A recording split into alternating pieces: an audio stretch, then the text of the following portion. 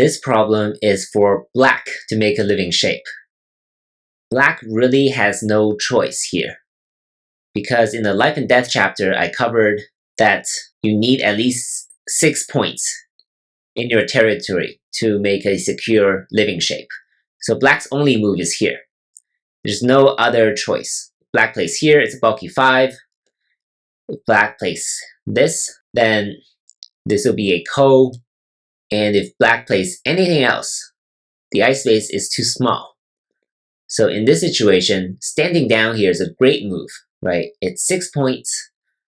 Black will be able to live like this, or if white plays anywhere in the middle, you just occupy the other middle point, right? And black will be able to live like this. There's really not much to it. You just have to remember this rectangular 6 shape. It's a great shape for black. In this scenario, it can live, but depending on the liberty situation, on the cutting point situation, sometimes it's not a living shape, but in this case, number 1 is the only move, the only viable move that black can make. And this guarantees a living shape.